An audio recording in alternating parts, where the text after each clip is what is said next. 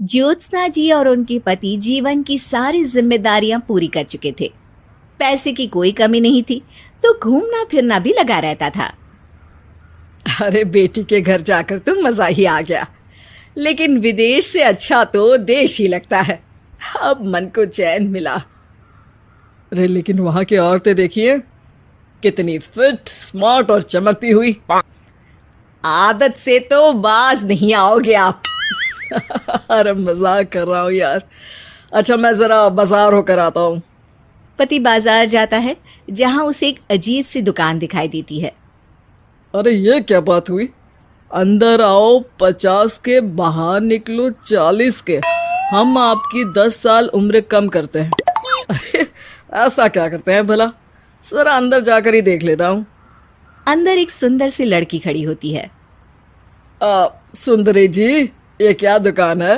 जरा जादू हम पर भी तो चला दीजिए।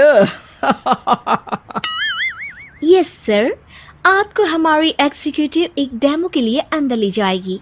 आप अंदर जाएंगी तो आप खुद ब खुद समझ जाएंगी।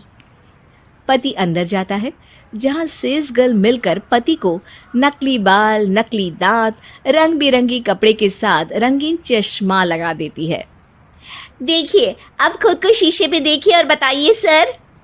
हाय दयो, ऐसे तो मैं किसी हीरो से कम नहीं लग रहा। दे दो, सारा सामान पैक कर दो। पति खुशी खुशी वहां से निकल जाता है। घर आकर वो सारा सामान छुपा देता है। फिर अगली शाम। सुनो, मैं वॉक पर जा रहा हूँ। इस वक्त? अरे नाती पोतों को वीडियो कॉल करके बात तो कर लो। अब हाँ, आकर करता हूँ ना, पक्का पक्का।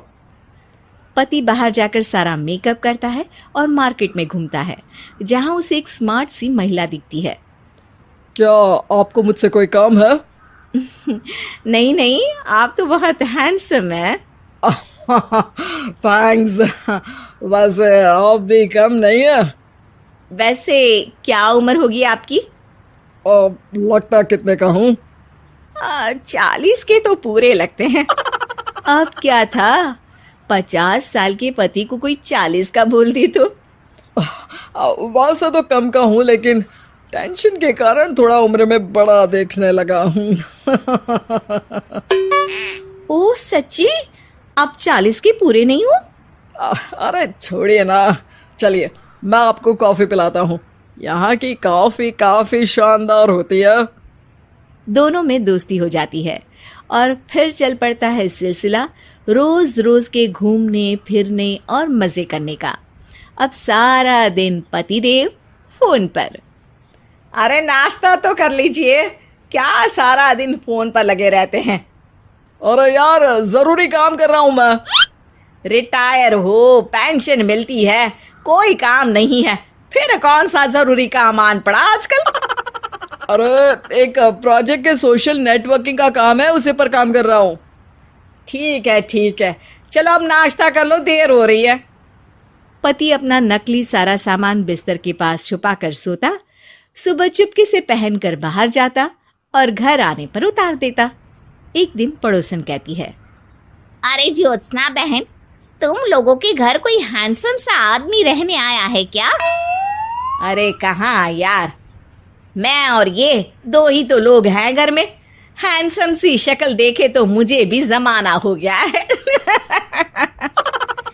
अरे पता नहीं, वो जाता तो तुम्हारे ही घर में है, क्या पता कौन होगा।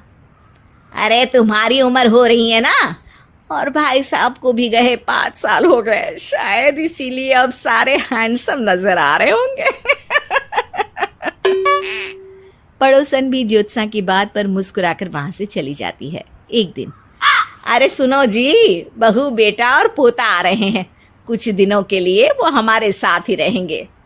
अरे शिट यार, ये क्या है? बेटे ने तो कर ली शादी, अब क्या करने आ रहा है यहाँ पर? अरे कैसी बात कर रहे हो जी, इस उम्र में तो माता पिता तरसते हैं कि बच्चे आकर साथ रहे, लेकिन आप है कि। अरे ठीक है ना, लेकिन अब देखो सभी व्यस्त हैं अपनी जिंदगी में, ये लोग आएंगे रहेंगे, कितनी डिस्टर्ब हो जाएगी लाइफ। कैसी बात कर रहे हो? अरे जैसे बहुत हैपनिंग है ना तुम्हारी लाइफ, तो जो बच्चों के आने से डिस्टर्ब हो जाएगी।